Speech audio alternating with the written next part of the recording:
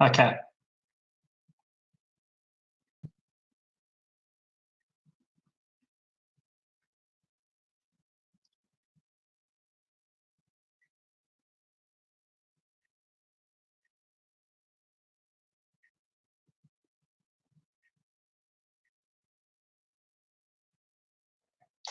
Yeah, g'day guys, this is Airzone here. And I've got most of a Stryfe in front of me, and you know, the average Stryfe is pretty crap, I suppose. And I think the aim of today is to make this one less crap and actually pretty cool. So the plan is to make it a brushless system using a Flywheel of the World hyperdrive, and that's this baby here. We've got a Gen 3 Ultrasonic Cage. The reason why I chose Gen 3 over a Gen 4 was because I had spare Gen 3 motors and we can't get stuff shipped lately. And so, you know, we'll just go through the process of setting these bad boys up, and all the sort of bits that tends to get the questions over on the Making Stuff Awesome page. Before we begin, what I have done is I've prepared the Stryfe shell, because this takes hours, right? By cutting everything out of here for the solenoid. It takes a while to get it right and sort of to fit it nice and properly. You don't need to do any cutting for the ultrasonic sort of stuff. It just sort of pops in, but you pull all the wires out, and it's the same for the top piece here. So what I have done as well to the top piece, and you can see I've sort of got it blue tacked in, is I've got a select fire switch, and it's just sort of glued on the other side there. Okay. Basically, the plan is put that baby in there, put that baby in there, wire it all together, connect the battery and make it go pew pew.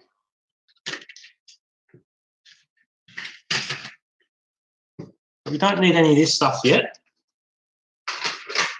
and we don't need this baby yet. We do need this. So I suppose the secret with printing this sort of stuff here is you need to have a fairly good printer to get it all sort of right. These spin, it sort of depends on your configuration, depends on your wheels and stuff. These particular ones will spin around about 35,000 RPM. If you're going for small systems like Hurricanes, it can be 50,000 RPM quite easily. So you need to make sure that your printer prints circles as good as possible, and you don't end up with ovals or anything like that, because then your flywheels sort of crash. So spend some time getting your printer right, and you know, spend the effort to make sure you get the perfect flywheels out. If you have to reprint them because they're not quite perfect, then yeah, just go ahead and do it. The other thing with the cage too is after you print it, you need to clean it up a bit. You're going to have darts flying through this thing, so just make sure you have all the surfaces that the darts contact nice and sanded out, and sort of in here and in there, and it's just got to feel nice and smooth. If you rub your finger in it and it feels sort of rough at all, just sort of get in there with a little file or sandpaper and go and do your thing. So after you've got the prints ready, you pop the motors in, screw the motors in using the sort of recommended screws. Don't forget to put the thread locker on that. I've forgotten a couple of times, and I've had my motors go walking in the flywheel cage, and it causes all sorts of chaos and calamity and stuff like that. So it's quite entertaining when that happens, but it's quite frustrating as well, because you've got to print all your bits again. And then we just solder on the ESCs. 3 wires from the motor. It doesn't matter which sort of terminal they go on, because we control the direction of the motor in software. But if you don't feel like sort of doing that, what you can do is just swap the wires around. Wrap it up with electrical tape, and typically come with the ends on them, not always. If you're looking at a bunch of ESCs and some of them have the ends and some of them don't have the ends, get the ones that do have the ends, because it's a pain in the ass otherwise to solder them on. And then what I've got here is I've just got the power leads out to some bullet connectors together, and that's pretty well how that particular baby goes. So generally speaking, at this point, what you would do is you get this bad boy, and we would want to configure the ESCs so that, you know, we can test that the motors are spinning, we've got the right sort of tune on them, and you know, they are spinning in the right direction. And in order to have that happen, there's a couple of different ways. You can typically use like a Arduino Nano or something like that. For the configuration, I use one of these bad boys. It's just a BL Heli linker, USB linker, attached to a thing here, and so it connects in there. We connect the power up to it. This baby goes into the computer, and we run BL Heli, and we sort of apply the particular tune or the configuration that we want. And there's a couple of different things that we need to do to get that right. But anyway, let's go and connect it up. We can connect this in first. Generally, the trick is we look at the two outside wires. So in this case, looks like a mustard brown or mustardy color, and there's a brown wire. The dark wire is normally always the ground, and we want to line those dark wires up. Here we have the dark wire over here, and the light wire comes in that way. In this case here, the brown being the darkest goes with black, and that mustard color goes with the white. Don't worry about the middle one, that's not relevant for us. Our LiPo, because we don't have a sort of connector on it, what we need to be particularly careful of is that we get it in the right way. So I color code all the wires. Obviously, they come out of the factory with the right colors on them, but sometimes if you have to solder your own on, make sure you color code it. Connect the ground up first, and connect positive. You hear that sort of go, and we're going to get one of these at a time. So let me connect that into the USB port on my PC, making sure that there's nothing weird going on. I'll get a dart nice and handy. And then we're going to switch to the BL Heli tool here. So bear with me a sec.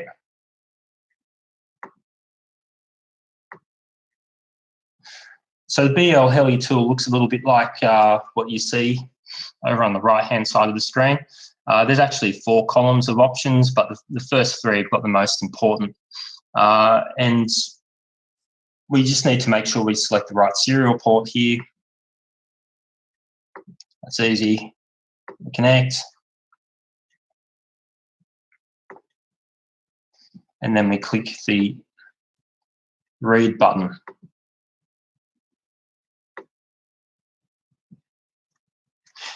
It's a couple of things that we want to sort of pay attention to on this particular screen. We've got the ramp up power over on the left. The man Ultrasonic himself, he spent a lot of time sort of, he's built a dyno so he can actually measure the effect of a lot of these settings. And the ramp up power is one of the first things that we tested out. Generally speaking, it doesn't really matter. Once you're above about 75%, we're talking single-digit millisecond difference in response. So it doesn't really matter which way you go. The actual ramp-up phase is very short, so it's probably better just to sort of sit at around about 100 to, in my case here, I've got 125, and that's probably cool. Another thing that we should pay attention to, a fairly new option, sine modulation. We leave that one turned off. The motor direction, that's something that we may need to come back and revise later on when we test to see what direction the motors are spinning. Demag compensation, don't care. The timing, 20 degrees is okay. They respond better the higher it goes, but you know, the risk is there's a lot more power sort of going to them. So like if you have a hard stall or something like that, then it's pretty rare to damage these sorts of motors and ESCs, but you're more likely to if you've got your timing up too high. So 20 to 24, that's all cool. Auto telemetry, we leave that one turned off, please. Here's a trick that catches nearly everybody out, and that's the throttle cal enable. We need to make sure that one's turned off.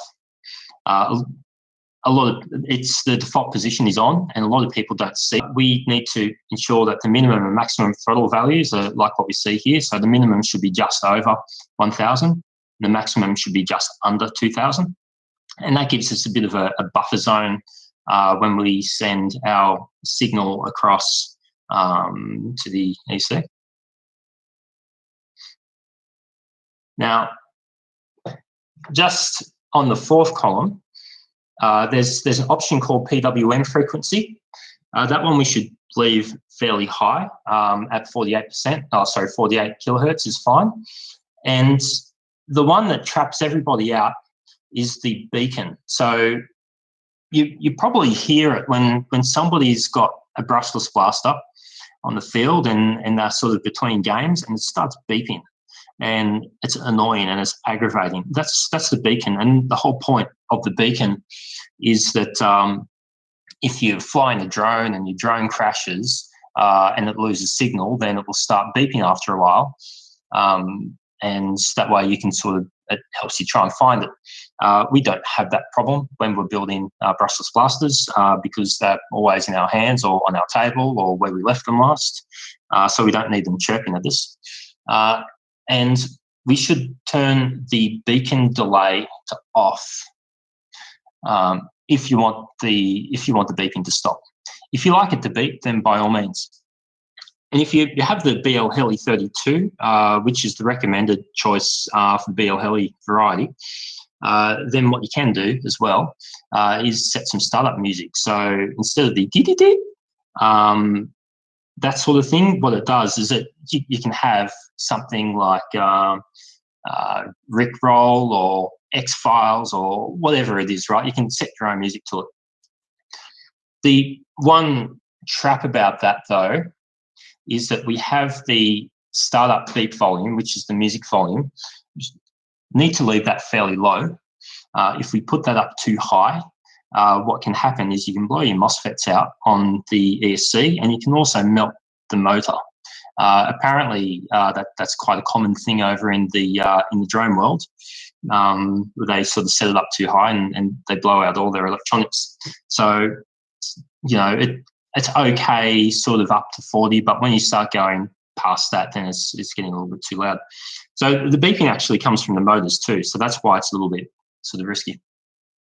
So in this case here, I'm happy with that particular tune. I know both the ESCs are roughly the same. So what I'm going to do is disconnect this. And you heard it sort of beep. And then I'm going to disconnect all this stuff. It's time to test it.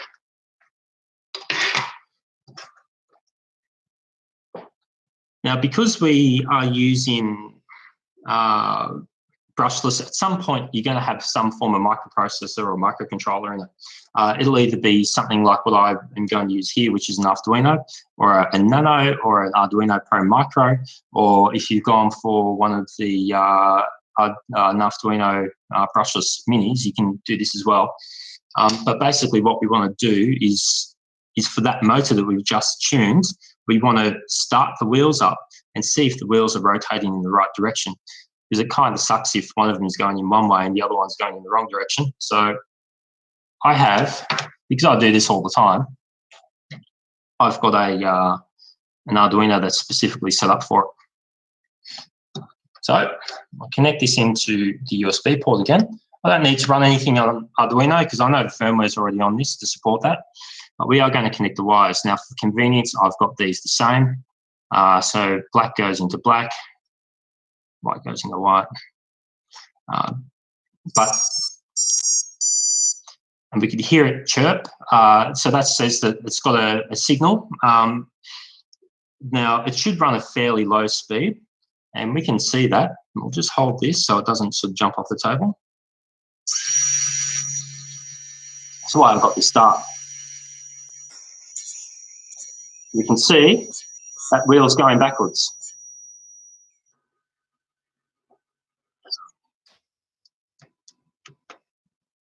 While we're here, we may as well test the other one too.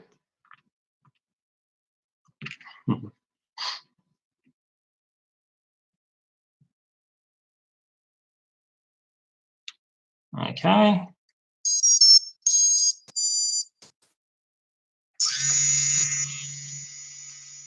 Oh, how's that? Both my wheels are going backwards. So in the brushed world, what you would do is you'd have to get out the soldering iron and re-solder something. In this case, both things. And that would kind of suck. We're not going to do that because we're brushless. We could do that. We could just re-solder two of these, no problems. But what we're going to do is use the software to change the direction of the motors. So we're going to connect this up. We're going to connect our BL heli. We're going to read the configuration, hit OK. Make this a bit smaller again. So where we have this motor direction, let's reverse that, write the setup,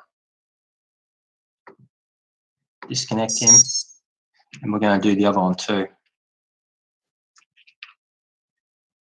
Connect, read setup. Funnily enough, this one's already been configured to go in reverse, so we'll convert that to normal. Write that setup, okay. It's cool. Time to test that.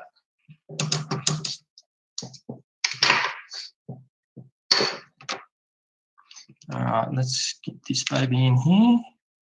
Once again, black to black, white to white.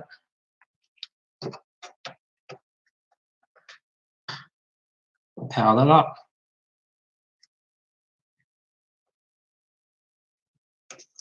Oops.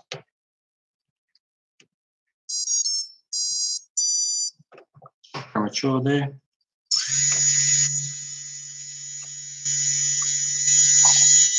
Sweet. That one's good.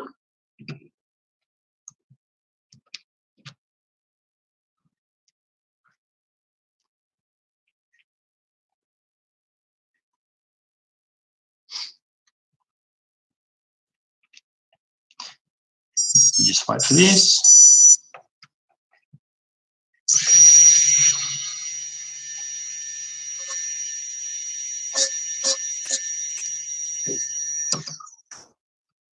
And that's good. Okay, we disconnect that. We don't need this anymore.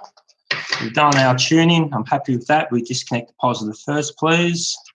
And then we can disconnect the ground. So this is ready to go. Let's chuck it in. So I have here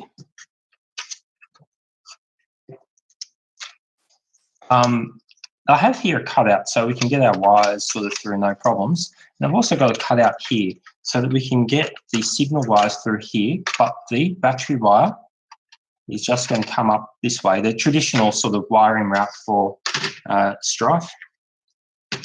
Let's put that baby in. We're just going to lightly pop him in there. Now, run the cables through first, it'll be easier.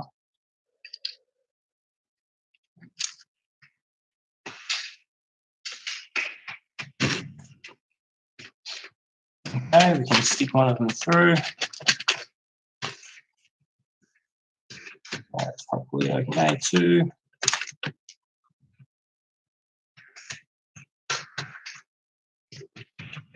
It's looking pretty good.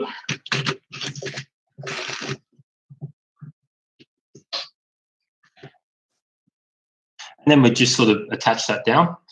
Before we attach anything though, we should attach the barrel. The barrel on the Gen 3 and the Gen 4s has these prongs. These prongs are the dart guides, and it stops the dart from trying to travel around the side of the flywheel and up the top of the cage. And we're just going to screw that back.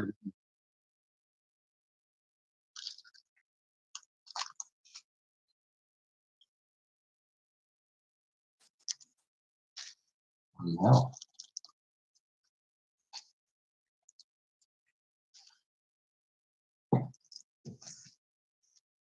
YOLO.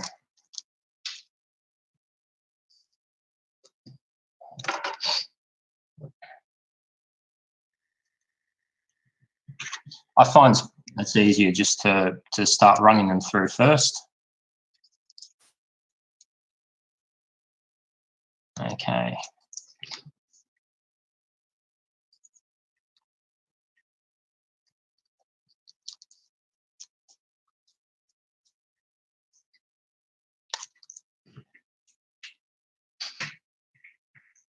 And then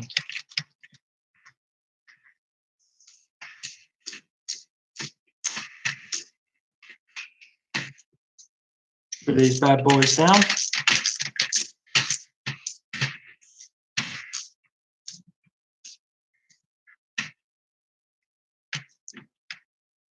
Okay. Good. Then we have to sort of have this one ready to go. This sort of goes on the front like that. And also, I have one of these sort of covers, an ESC cover that will sort of sit in here. Now, the trick is to try and get it all in at the same time and hope for the best. But we kind of need to wires all around the place. Sit him in.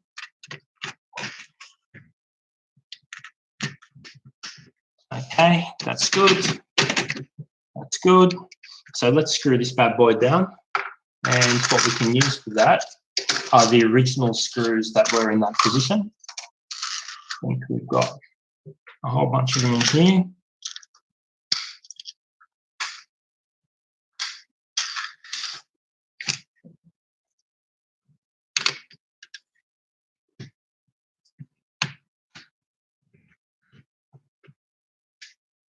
It's not even going through. It's because I don't have it lined up.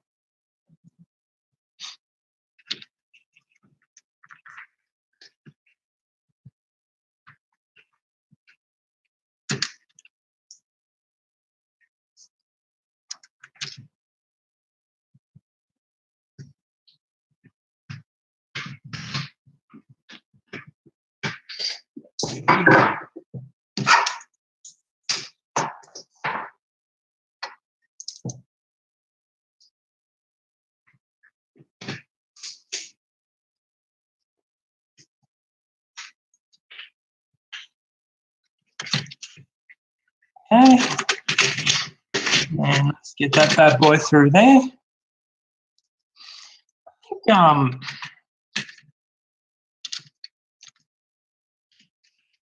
the model's not entirely lined up.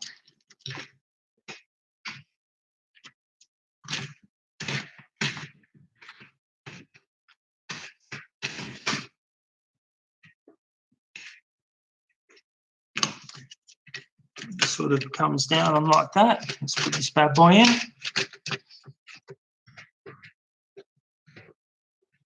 And we just need to get all the stuff lined up at the same time in the same direction, and it will just click into place.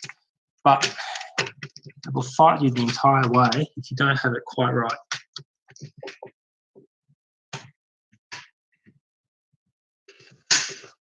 There we go.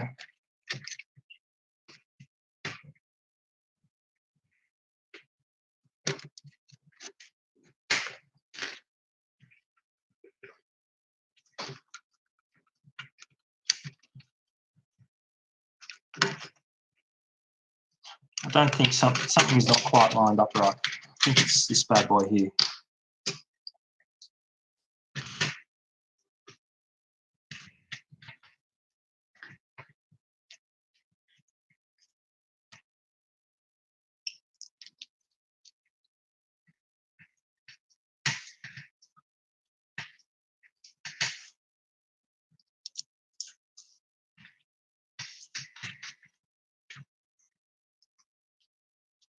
It's a matter of getting the screws right.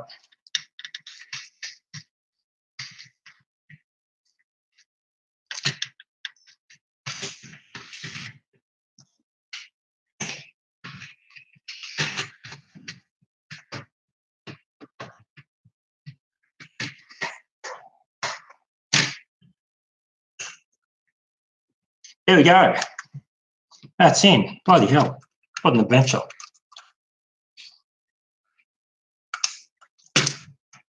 And so we can just attach that in with our regular long screws.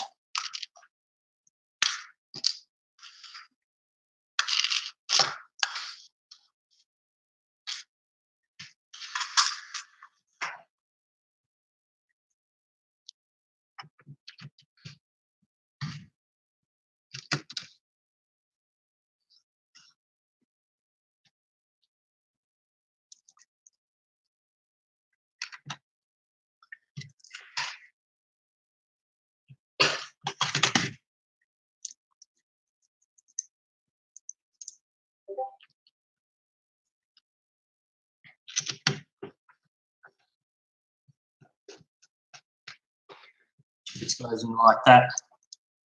So I suppose if you're ever asking yourself, do you want brushless? The answer is always yes. They tend to be quite resilient. So here's an example. I had a stone actually get in it was a large flywheel system, a T19 actually, and it jammed the wheels up. And I was still firing darts, even though one of the wheels was jammed solid, the other one was still spinning. This is one of the darts that came out, and it was torn up, and it came out like that. Still got my tag. So at the end of the day, yes, you do want brushless. All right, now we come to the fun part, getting all the switches and stuff installed.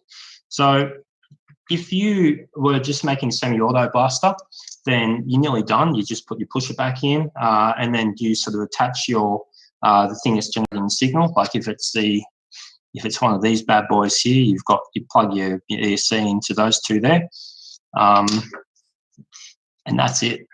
Honestly, you pull the flywheel trigger. The trigger the rev trigger will attach to here. These two. If you have a speed control pot, you can attach it to this and get like a speed control dial, and the battery sort of attaches in there, and that's all. Basically, if you're using a nano, then you've got to go through and sort of apply firmware to it. But once again, that's basically it. The complex stuff always comes in when you've got like particularly for one of these blasters where you're trying to do a sleek fire or something like that. And of course, that's exactly what we're doing. So I have a bunch of things here that we're going to need for that. We are going for a very simple setup here. We're going to have a high-low trigger. The rev trigger will operate the high-speed mode. So if you pull the rev trigger in and then pull the trigger all the way in, it'll start the flywheel up in high speed, fire the dart, and then power it down.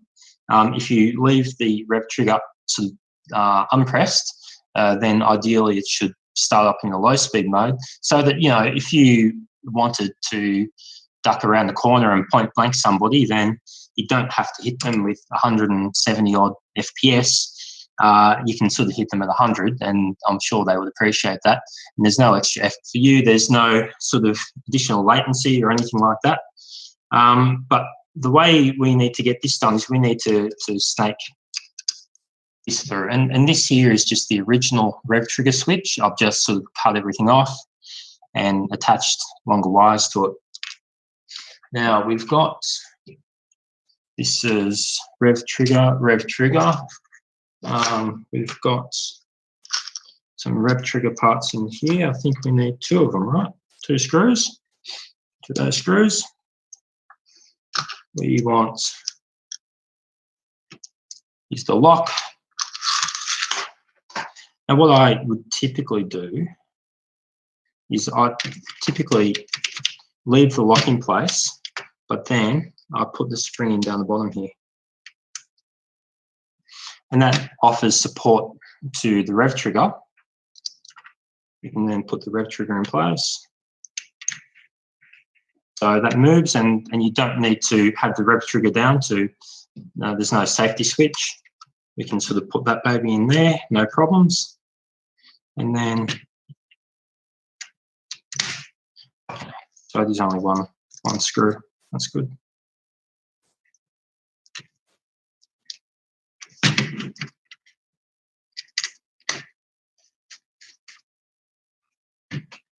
Okay, so that's nice and handy.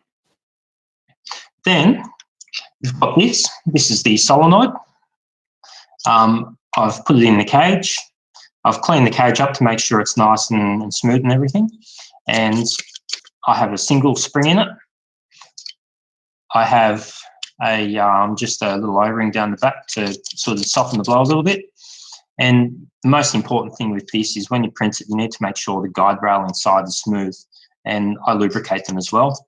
And also use some thread locker to hold the end down, because otherwise it'll want to walk off. So that baby just sort of sits in down here like that. Now I'll just pop him in for the moment. We won't screw him down or anything. And I've got a little cutout here to run these wires.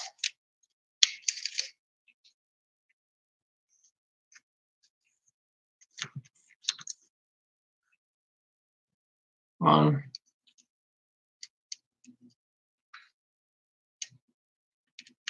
two. And I also have a little cutout down through here to run them. So that should also be okay down there too. And I can sense we're going to have a problem in a second. So the problem we've got is we've got the select fire switch. So the select fire switch is on the other side of the case, and then I just sort of use hot glue to glue it in. I've just got the tail down here, connect the tail up down here. So we've got that tail.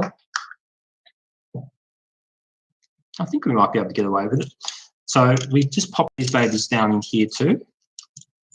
Oh, actually, we should run them through here.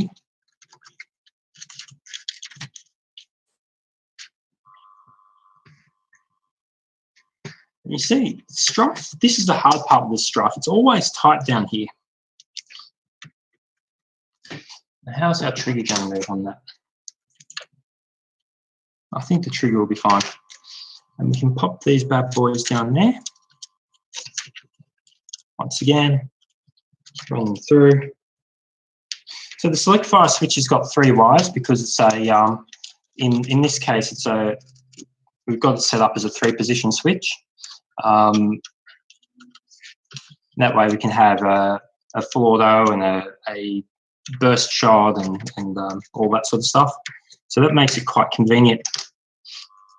Okay, so we probably want a little bit more wire out here so that we can connect stuff up later. And then this is the secret glue tack. It just holds them in place. Now we've also got the trigger switch. It's just a regular switch here, and I've just put some wires through it. And we're going to same sort of thing, run it all through here. And this, in this particular case, will screw down into this position. A little hole for it. Okay, that sort of goes down like that.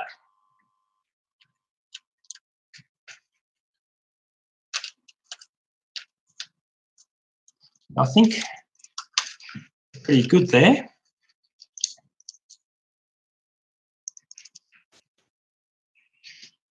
We just need to make sure that all the wires are going to stay away from everything. And you can see it's a nice little tight bundle down there. And what I would typically do, once again, bit of glue tack.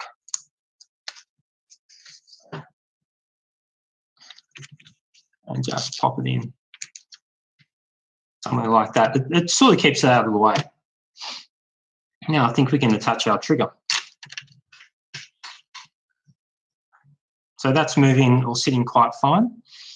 we can screw down the solenoid. So the solenoid itself will just pressure fit within the shell. The shape of it sort of attaches to a number of different points within the stripe shell, but we can use the original screws that we're holding in this piece. That just stops it from falling out.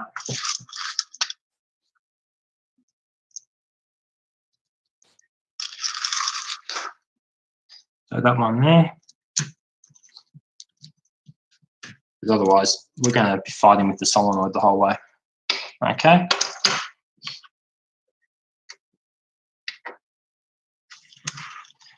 So that's looking pretty good, although it's binding on something. It's binding on the Bluetooth screw.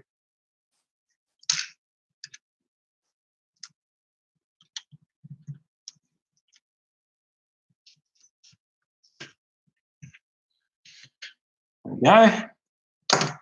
Nice and easy.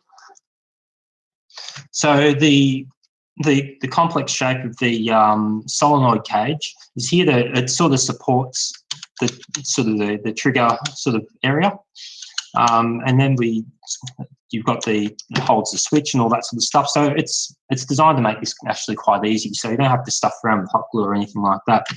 And then what we'll do is we'll just pop a spring in there like that. Okay, nice and easy. The spring's going to cause us trouble later on. It'll fall out and we'll lose it somewhere. So that, I think, is quite nice and quite easy. Just test that the magazine comes up smoothly. Magazine is coming up smoothly. We can push. Okay, both the wheels are engaging on that dart. That's good. And we can feel that the solenoid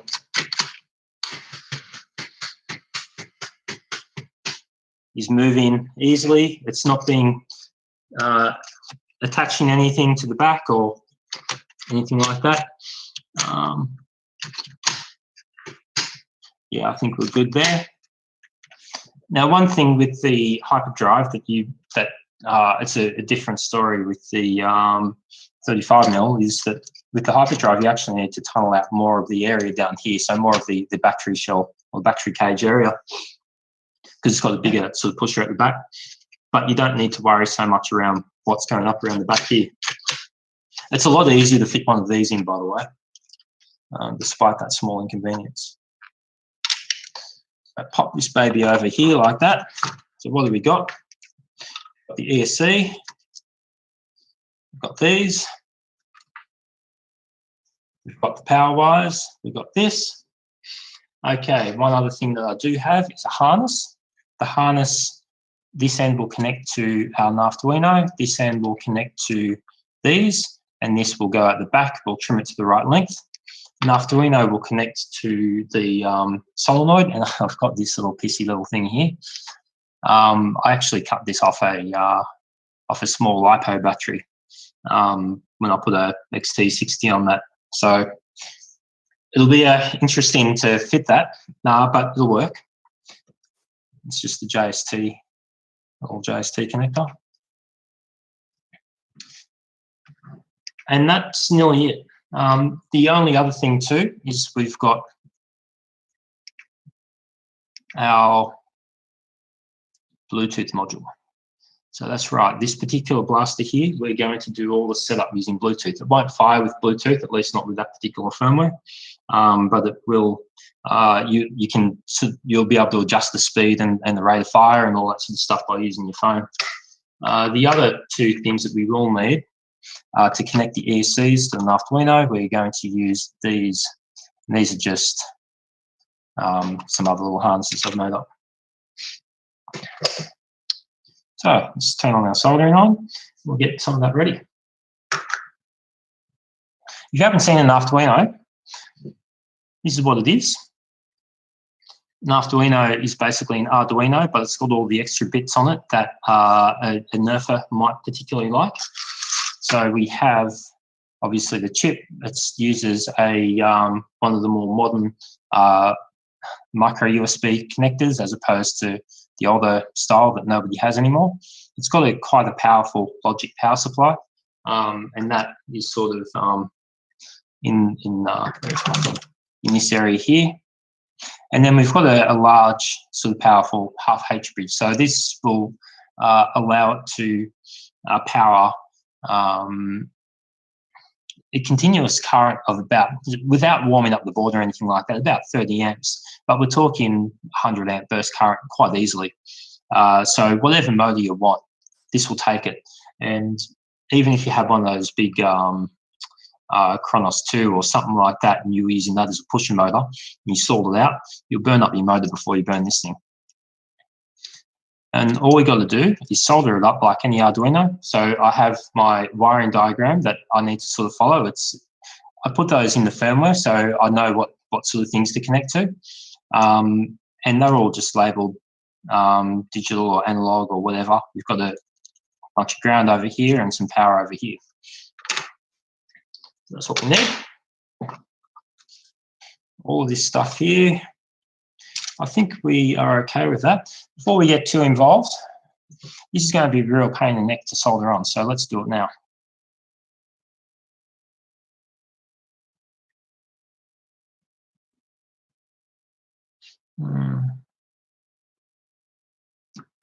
Since a disturbance in the force too.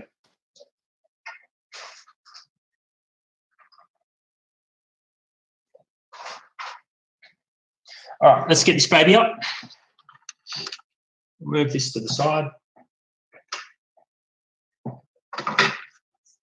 need to find my other connector.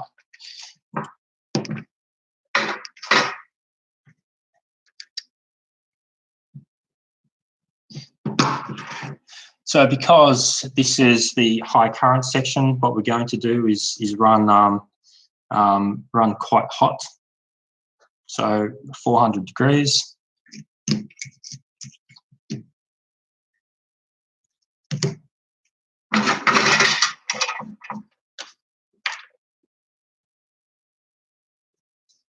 Okay. Make sure we get that around the right way. So I'm just going to tack this into place. This is super dodgy, but that's just tacked in now. And then we're going to focus on getting the positive side done.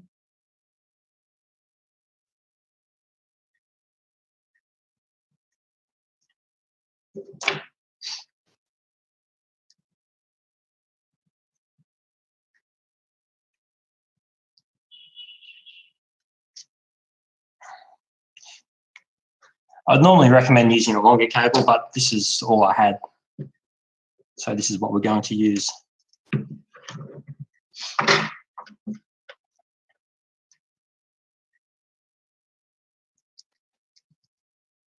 That's now flowed. Let's flow this properly. Okay. One thing we can do, it's optional, but we can also fill this up with solder. If you're running a high current application, I would recommend it because it gives the board sort of more area to go.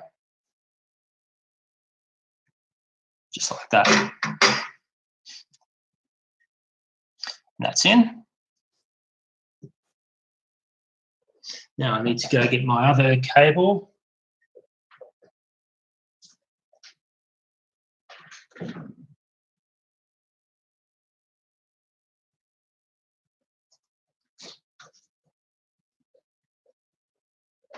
Here is my other one. It's the female, and what I can do, I can just make it, cut this off a little bit.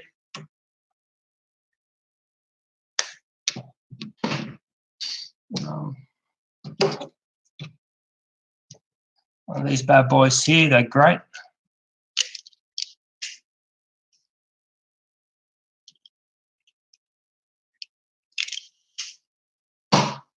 Okay. Chin him up.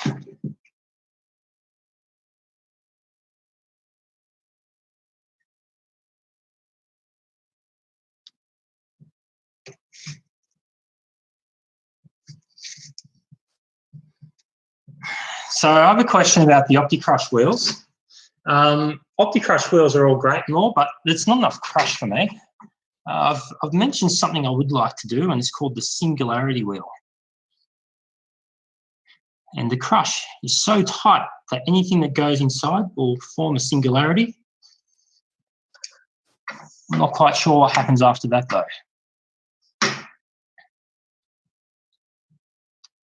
Okay, now we put the positive through here.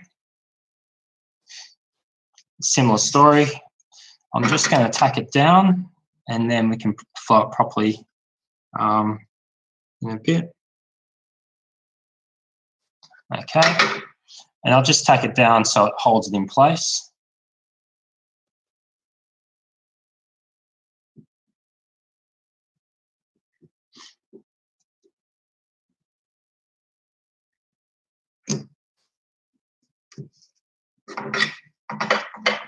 Always clean your soldering iron.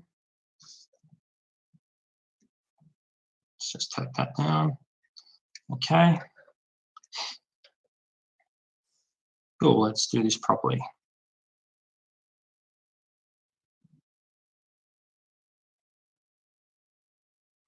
Yeah, she's flowing now. And there we go.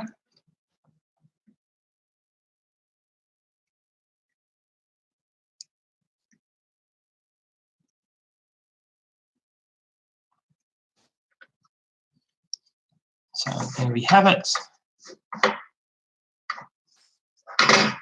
Now it should go without saying that, you know, when you're soldering, the stuff's not great.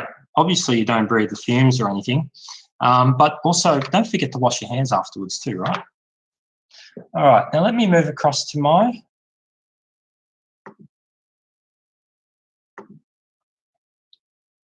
and we're going to come down to where I've got my configuration. So we can do, I think, is we'll stick these bad boys in first. So this is the Bluetooth module.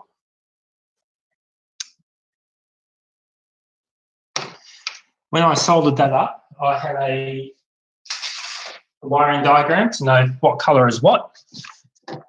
It's always good to document. So in this case, we're looking at yellow being the transmit, green being the receive. Probably want a little bit more.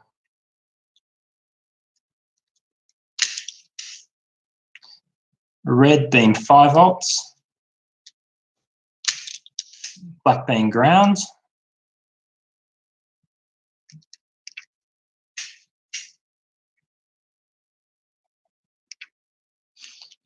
brown being the key. And the key in these particular modules allows you to go into configuration mode for the module or not. Because this Bluetooth module is already configured, and I'll have the YouTube video on how to do that, we just tie it to grounds. Makes it easy.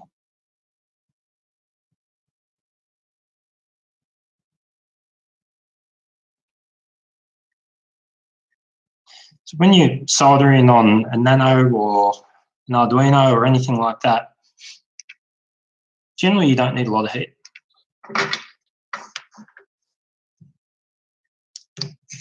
You just sort of 350 degrees on my iron is normally enough.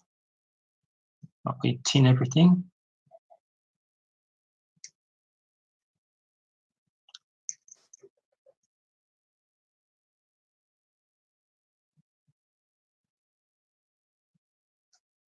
Okay.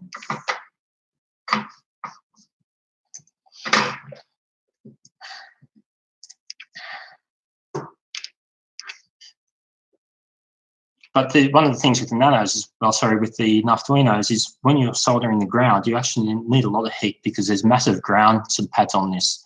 The next version that comes out, so this is a 1.4, but the next version that comes out, I'll have that changed up because you do need quite a lot of heat to get the grounds in. And speaking of which, we're going to do that right now.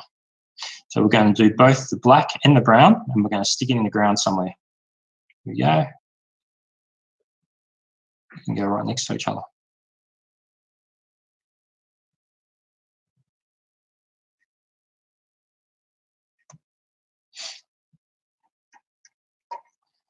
Okay, pop in there.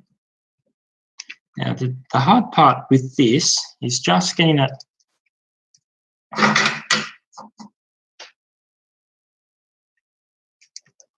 just right.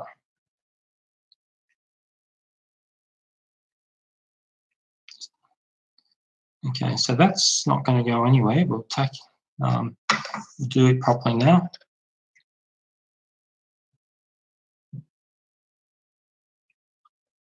Okay, that's in. Light's in.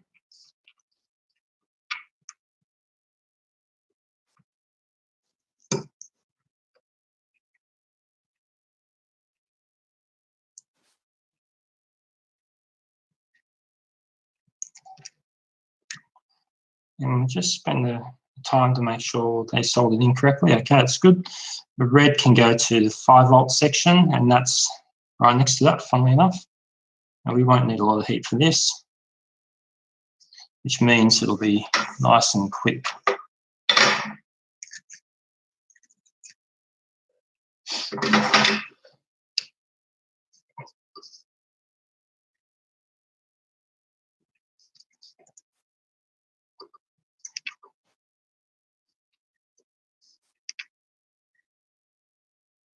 There we go.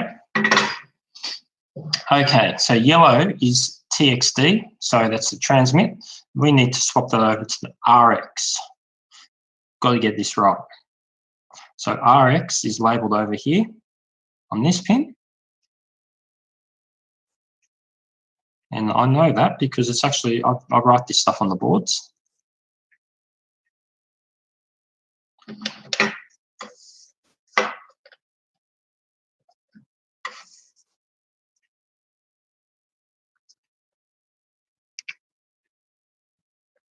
Okay, let's go on to the next one. So green is the receive line, so the RX, and that needs to go to TX over here.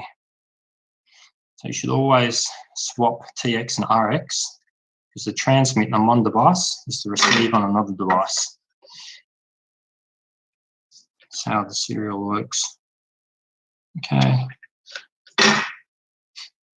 It's a bit of a dodgy soldering technique, but it works. Now we're going to trim this.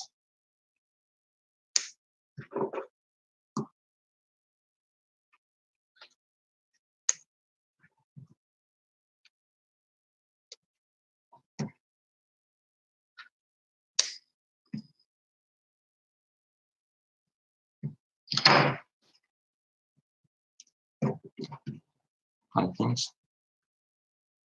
Okay. I should actually trim these too because they're quite long.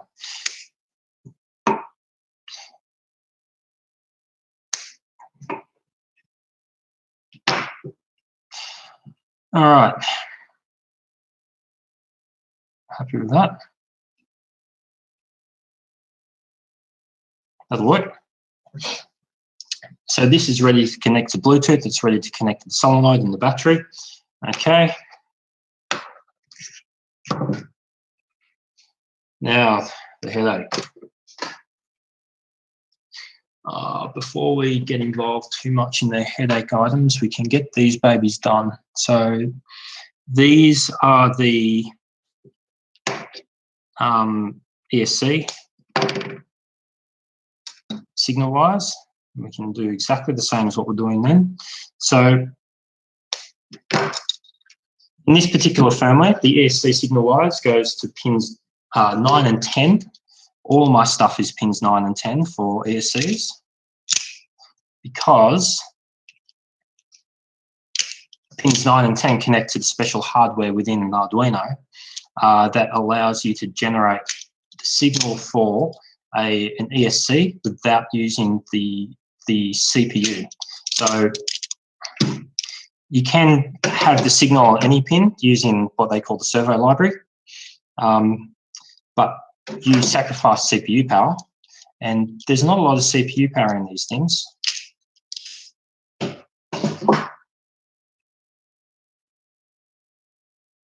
So it'll be a while before I attempt the Bluetooth module. Nah, they're easy, man. You can actually buy those that already pre-complete, already set up, ready to plug into an Arduino. And if I had any sense, that's exactly what I'd be doing. But I don't have sense, so I like to punish myself. So I buy bare modules and I make my power supply and I make the logic level conversion.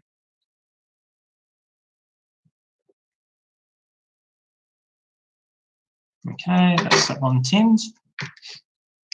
Now, does it matter which ESC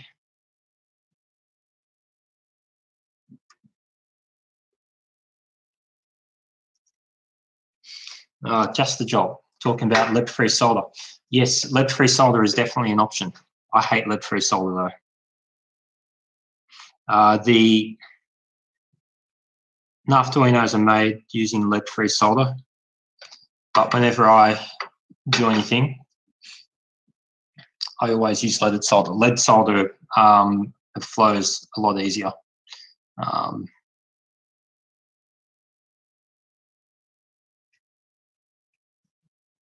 All right, so let's get this one in.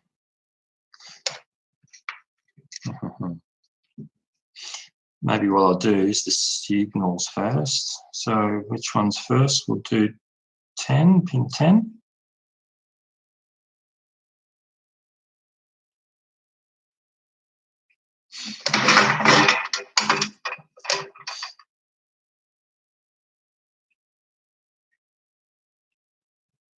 Okay, that's looking good.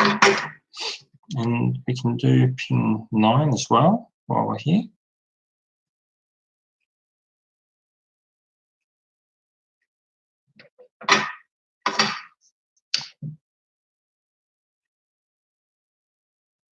It's looking good. If we're just doing very simple, some of those small, like some of these small low heat joints, when you dab your soldering iron on the solder, it starts to smoke. That's the flux that's starting to burn.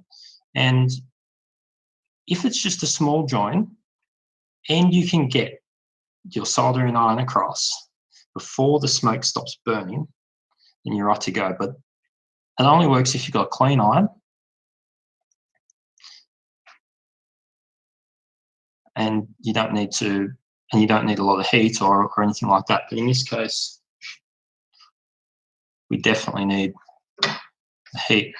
So we'll just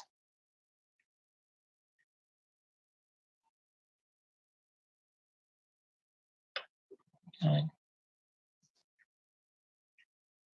There we go.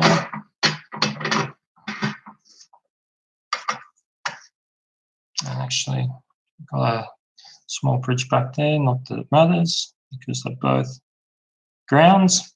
If you see, I've got a bridge between these two soldering connections. Generally speaking, you'd avoid that. But because we're dealing with two grounds here, I'm not going to lose any sleep over it. If you're talking signal pins or different power lines or anything like that, you'd make sure you cleaned it up. Okay, so that's those ones in. Okay, now let's remove any of this.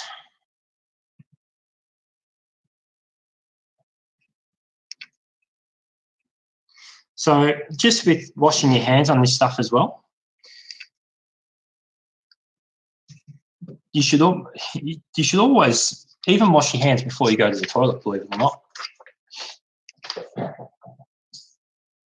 Anywhere that you've got an orifice, you want to make sure your hands are clean before your hands go anywhere near that orifice if you're dealing with lead solder. Okay. All right, so we're getting pretty close. Okay, so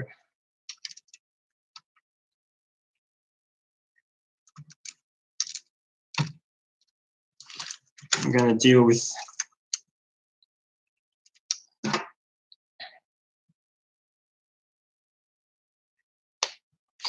Now, you can, with this stuff here, you can leave your wires long too.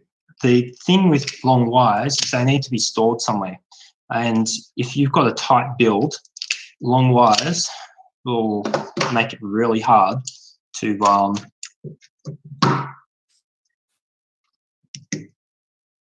yeah, the lead enema. Yeah, that's right, man. A lot of people forget this stuff. That's why it's the safety message of the day, right? The thing with lead, though, is that it's not like a lot of poisons where you feel the effects immediately, unless, of course, you're talking acute lead poisoning by getting shot with a bullet or something like that. With lead, it accumulates, and over time, like your body doesn't get rid of it. Over time, it builds up in places where it shouldn't be, like your brain in particular, and you end up sort of, well, effectively going stupid.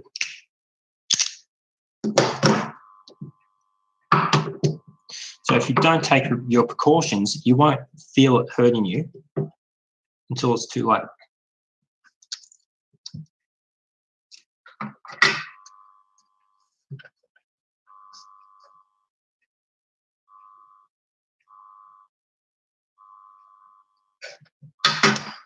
Lead-free solder.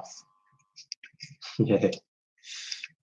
With lead-free solder, it's quite a different story. You'd need to run your iron a lot hotter. So if I'm reflowing circuit boards, like my prototype stuff or anything like that, and I'm using lead solder, I'll typically set my hot air gun at 340 degrees. If I'm using lead-free solder, it's an extra 100 degrees that I run it at, because it won't flow otherwise.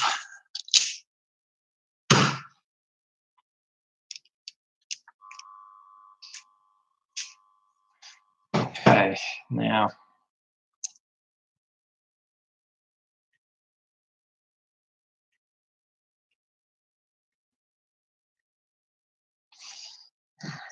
last ones, I think. We'll get these babies tinned up.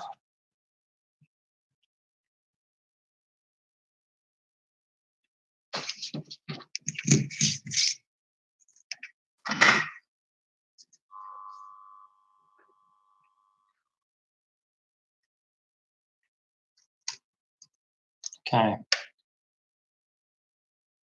Whoops. That could be a problem. Yep, that's a problem. There we go. I had a solder blob on that. Okay.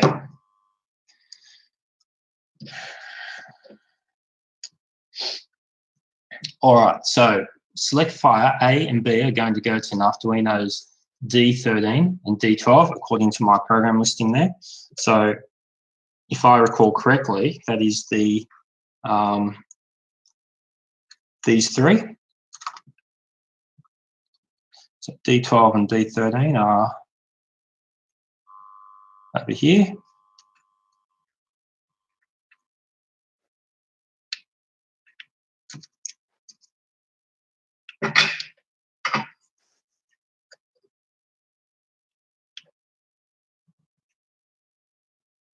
Okay.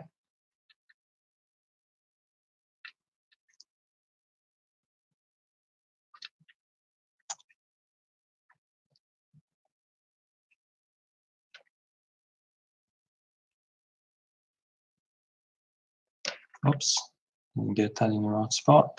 Now the smoke's gone. There's no more flux.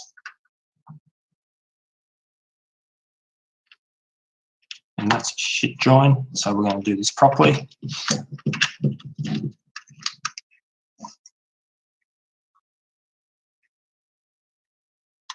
That's better. Okay. So what's next? We've got the trigger. The trigger is the blue one, according to the wire that's coming out of the back of the trigger switch. And that is A2.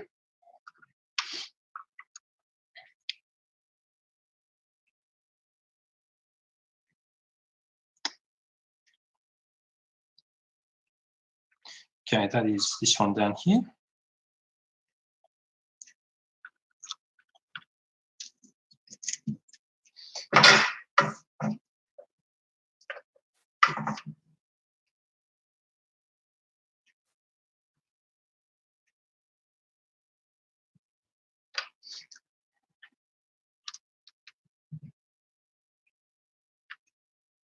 Okay, and the orange one is the rev trigger. We'll just double check that. Yep, that's looking good. Rev trigger, in this case, is a high-low trigger, goes to A3, which is the one next to it. Okay, because that's a little bit shorter, we can across like that.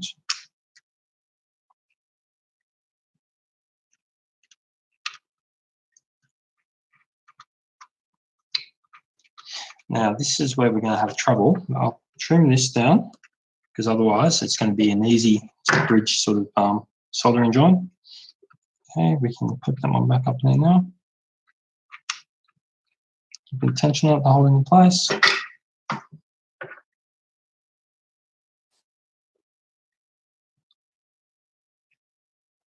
That sucks.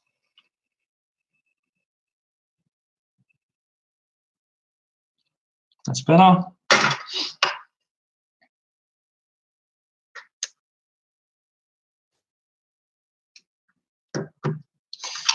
Okay, now the rest will go into the grounds.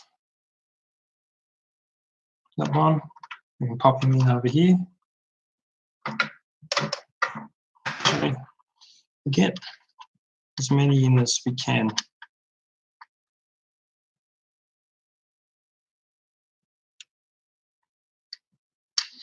Okay, get 2 of those in.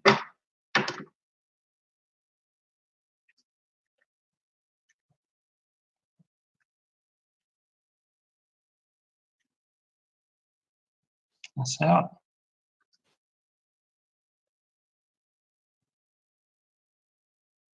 That's not going to work.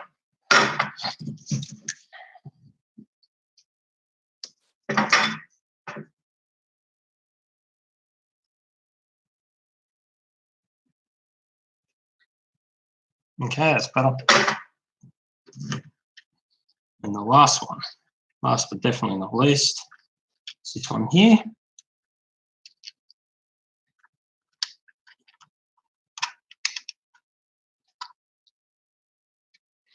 Okay, we're doing the time.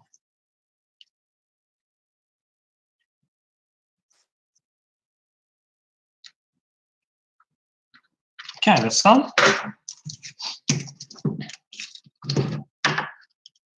Let's trim all this shit off.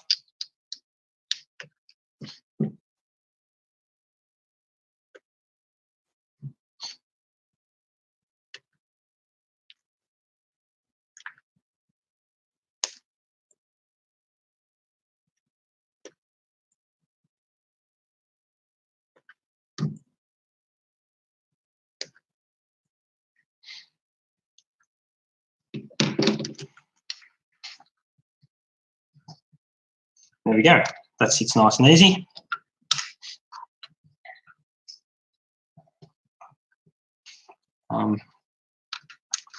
Want to get these two over the other side. Okay, that's easy. Okay, that's good. It's good, all good. Okay, that one can come down there. Last but not least, it's black.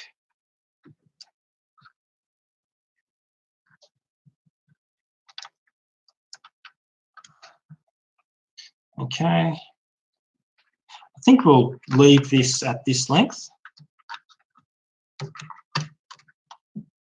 We'll just put the XT60 on the end of that.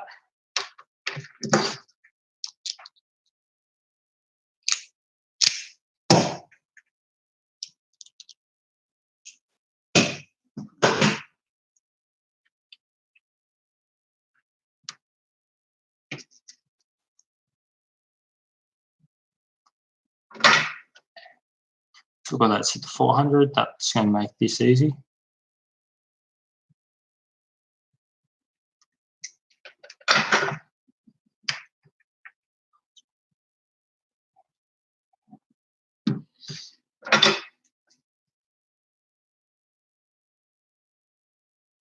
So silicon wire soaks up solder a lot, so it's quite easy to tin on the ends. It's not quite so easy to tin when it's in the middle.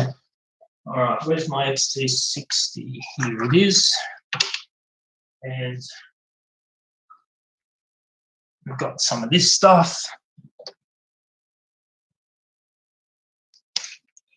Got that much. Got that much.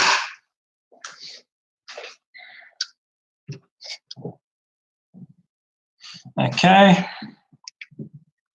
The positive side is over here. Do the positive first. Plenty of meat in there.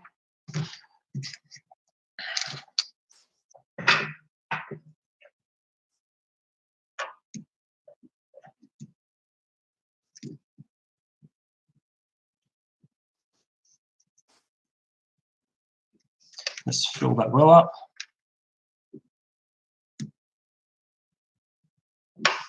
And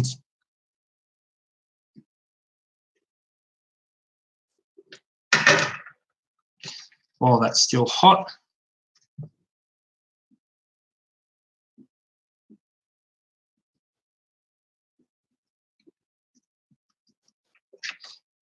and that's actually easy to get in there. Okay. Now, what everybody needs now is fire.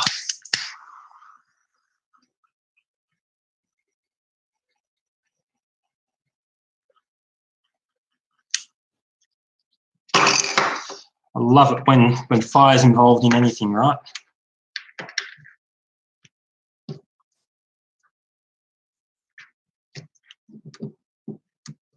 Okay.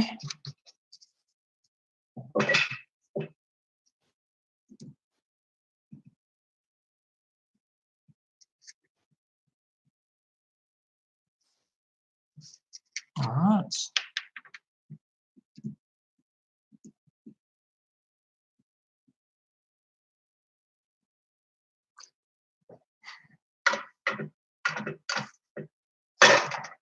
You should be okay with that now. So by bringing it down and twisting, it sort of shrinks it down into the cavity here. And then once it grabs, then you can shrink it the rest of the way with fire.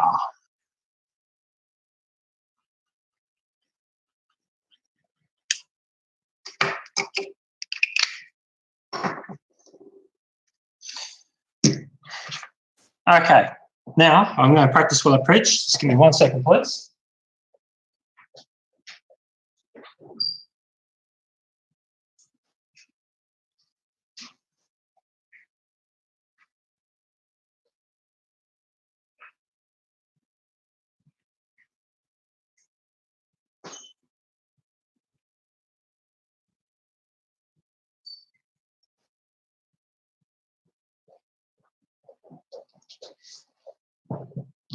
Clean.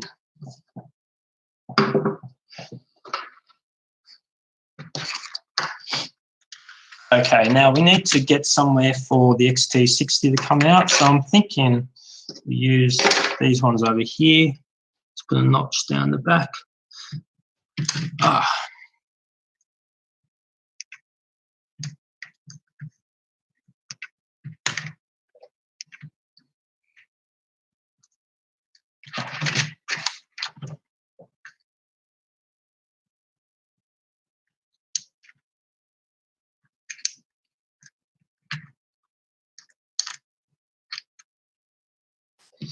work. Okay, let's connect up the ESC. Now the black wire goes to the black wire and the coloured wire will go to the white one. Okay, that's a mistake right there. A common mistake for brushless is people get it around the wrong way and then they wonder why the motor's not spinning or not engaging.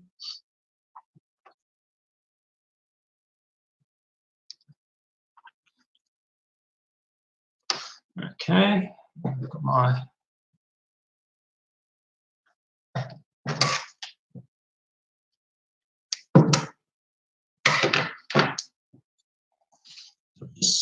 there's quite a lot of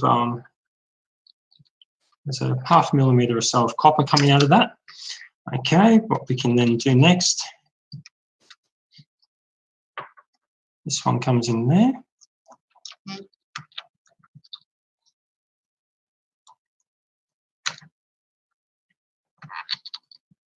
A bit of time. Comes out the back. Let's get this all nice and sorted out.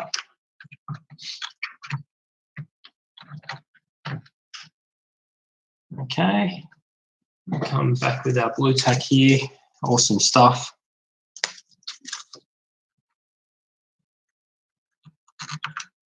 A glob of blue tack on the back will hold that in place. I didn't show you that. I'm sure people will tell me not to do that, but I do it all the time.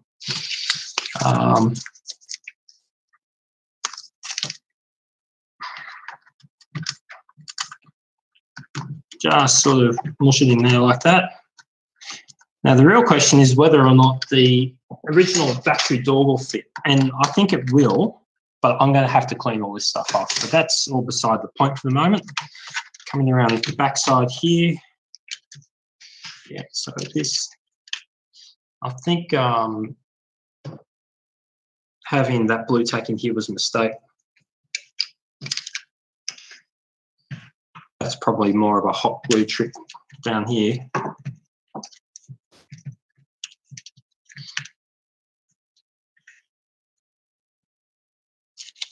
As soon as that comes off, trigger will interfere with it.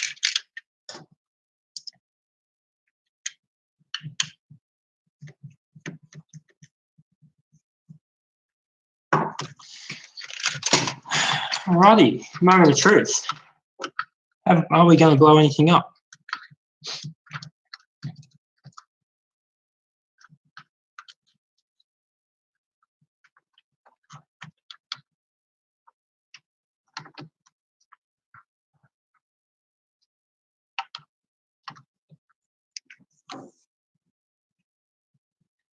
Cross our fingers, hey?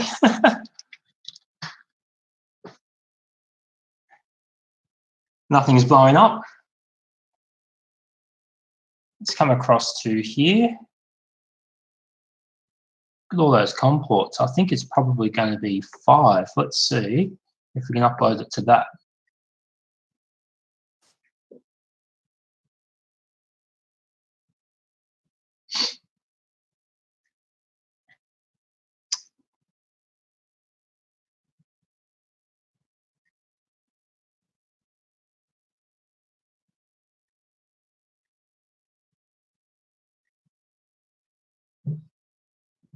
I don't think that's the right board.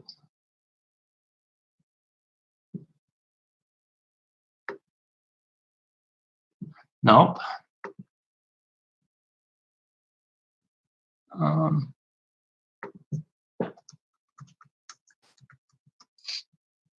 just have to check in the device manager. Unfortunately, it'll come up different every now and then. I've got so many different COM ports on this bloody computer. And then I'll come down to ports. COM 18. Oh my goodness.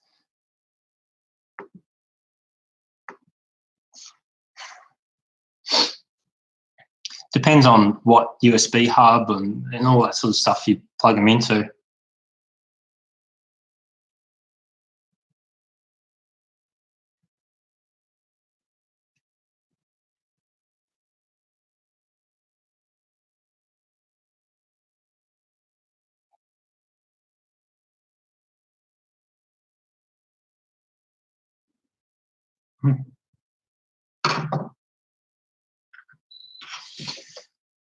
Coolio, guys. So, firmware is on.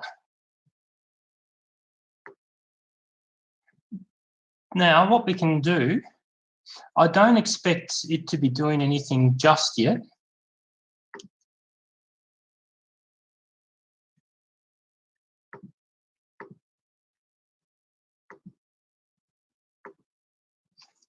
But I've just switched across to, this is our, this is the Stryfe talking to us now.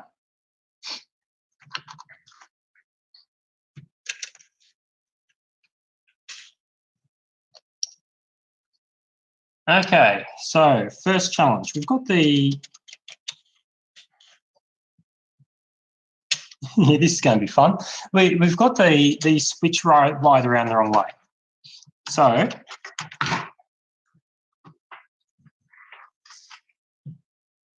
it'll be an easy fix.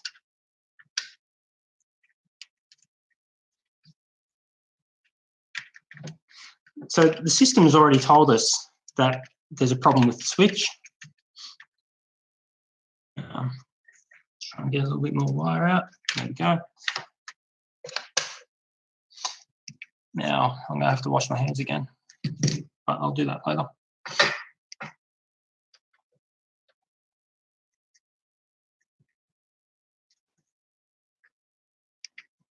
Just turn that down to 350.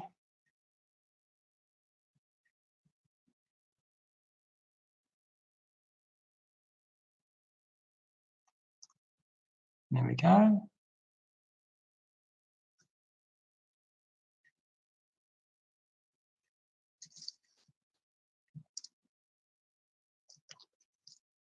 That's good. That's got a nice filter there.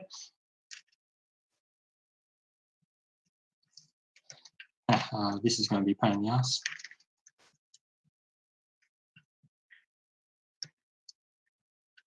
There we go. Off it comes. And on it goes.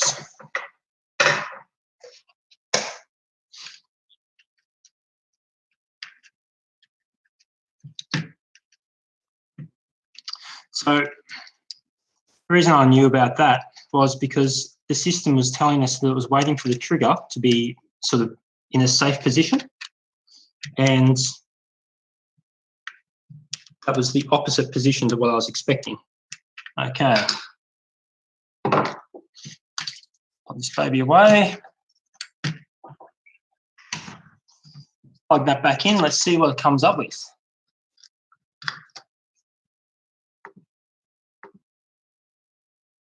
Oh, shit.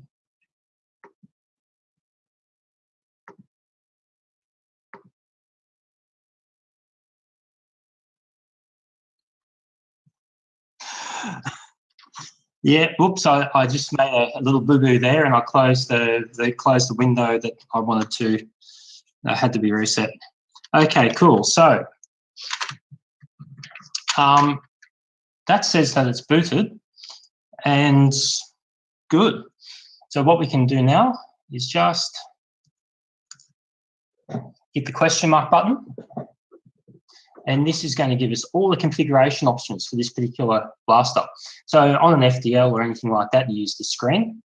On this particular blaster, what we're going to use here is a command. So the things that I'm going to change first is this rate of fire, BR and FR. I'm going to change those to 10 each. So it'll be hash BR-$10 and hash FR-$10. That's going to change the burst fire rate and the full auto fire rate to 10 DPS. I've got the motor acceleration time is 0. That's good. The solenoid time, we'll see if that's okay or not. The dwell time down is 200, which will be fine. Select fire position 1 is 0, 1, 2. So we'll see if the select fire is in the right position. And this, yeah, look, all of that stuff is probably okay. The battery voltage is saying nothing just yet. So what do you say we plug in the LiPo?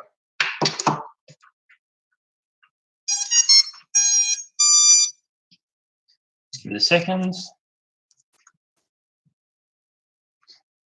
The battery voltage is now 12.8. So what I'm going to do is change the solenoid high and low voltage to 128. So hash SH 128 and SL 128.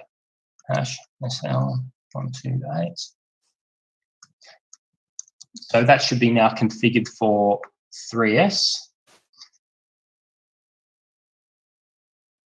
What do you say we turn it around and we give it a go? Oh, nothing's happening yet.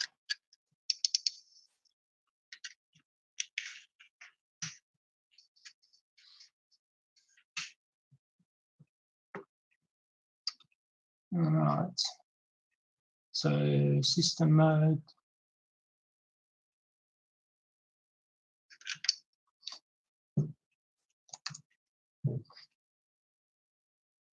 Full trigger is on. System mode, why are you 1? Oh, I think I know what's going on here. Let's share across. This is probably set to 4S.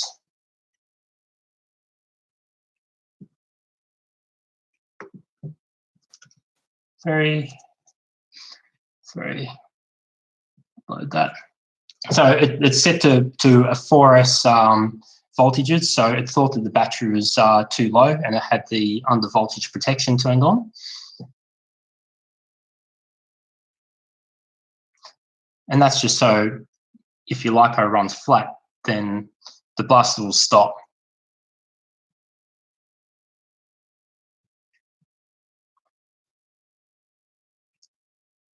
Okay.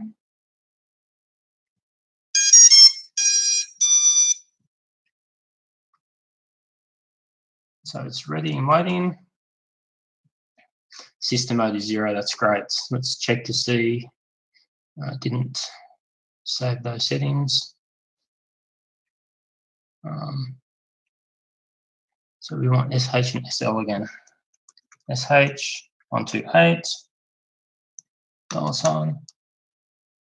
SL 128, $sign.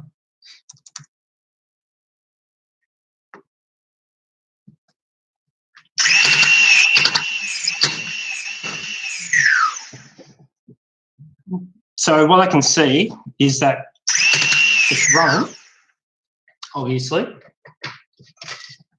It's on a 2-shot burst, which is cool. If I was to plug this into here, semi-auto.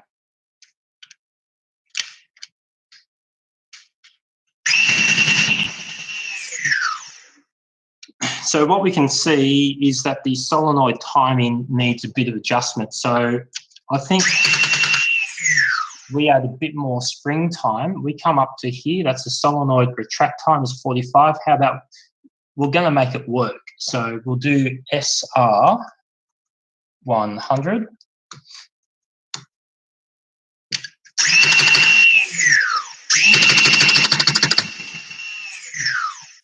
So it's pretty slow. I don't have a very good tune on it yet. But I think that's gonna work.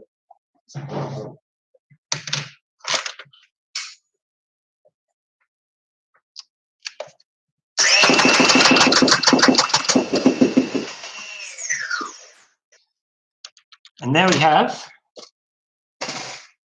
the birth of a new brushless Stryfe. So all that's required now is just to close it up. We can get the timing sort of set correctly.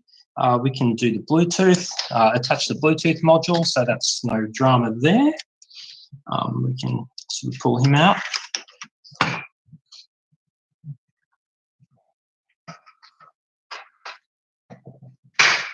And then all we got to do is just work on the solenoid timing a little bit, just to make sure it's nice and tight.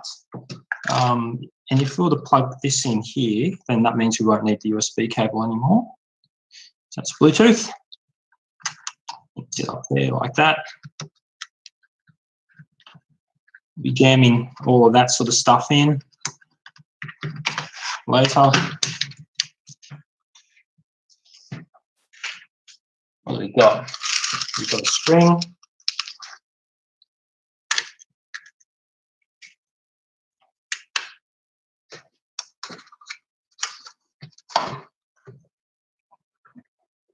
Put this around the right way.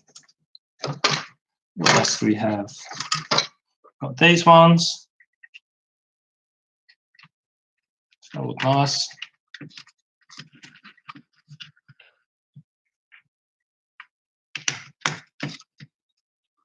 think that's in. Actually, I think that's around the wrong way.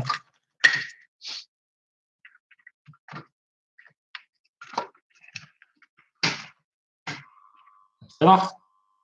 This one goes in like that, nice and easy.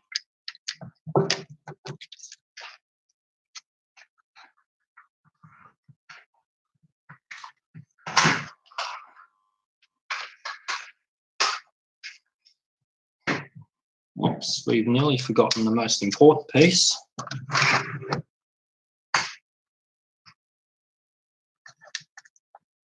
Wow.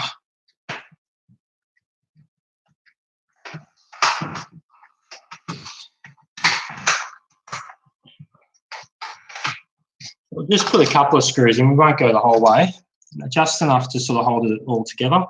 I think the one off the back here.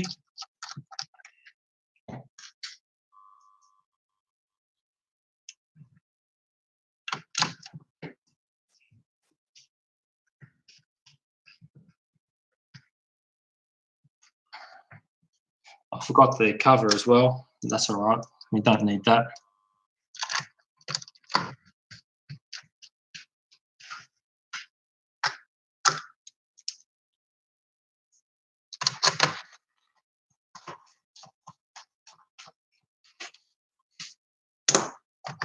Okay, let's pull all this shit off.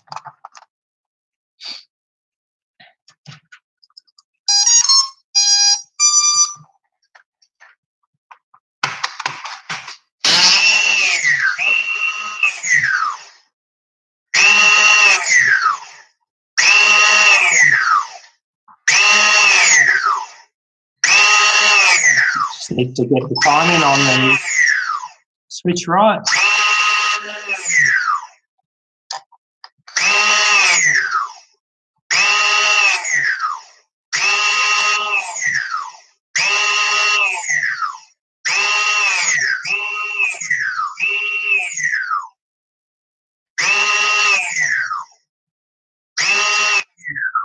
Yeah, I've got a problem with the select fire switch. It's not picking up right. But look, I think that's probably close enough, hey? Just pop him apart.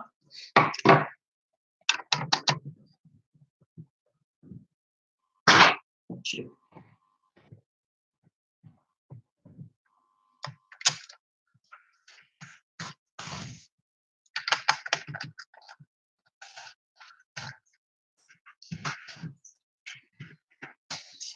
And the other thing that I heard was probably a little bit of grinding of the flywheels on one of the posts. Sorry, on one of the shell posts. But yeah, it's this one here it's currently grinding on.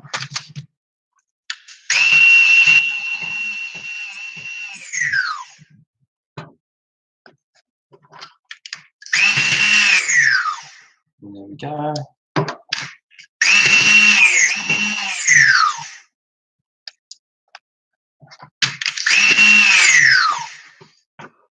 I think that works, eh? I suppose the real question is, how fast does it shoot? So let's load a couple of darts in the magazine. All right, let's come back across to the share.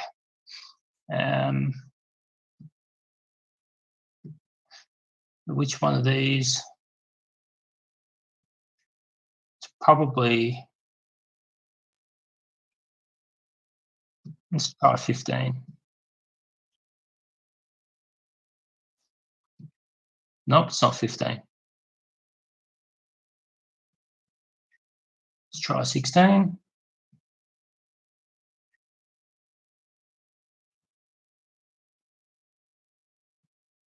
It's definitely not 16. Well, it could be 15. Let's come back to 15. It didn't say no.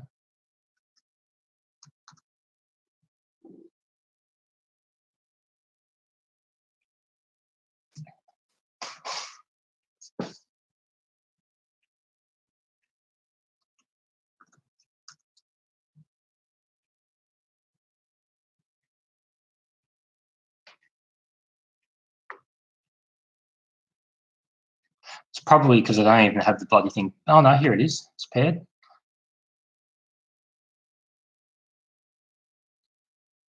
I don't know. Anyway, I think we've got time. So what I'll probably do is work out what the issue is with the Bluetooth later on, and then it's getting a little bit late here, but I reckon I could probably fire off a couple of darts and see what we get through the chrony, hey? But at the moment, with this current, I'm not very fast settings.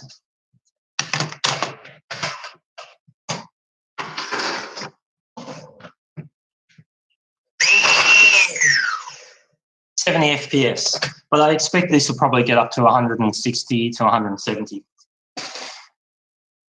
All right. Do we have any anything else going on?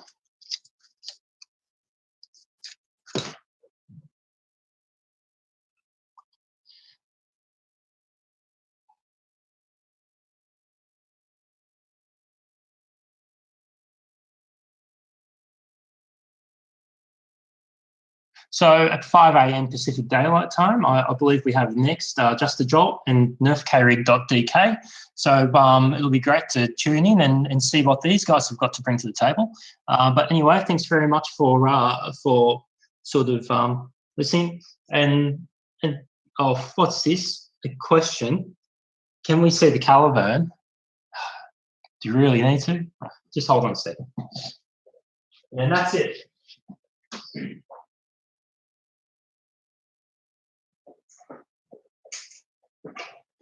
The answer is yes, you can see the Caliburn. That's the Caliburn. It's much bigger than the Stryfe. And that is it for tonight. So good night from Sydney, and enjoy our next show.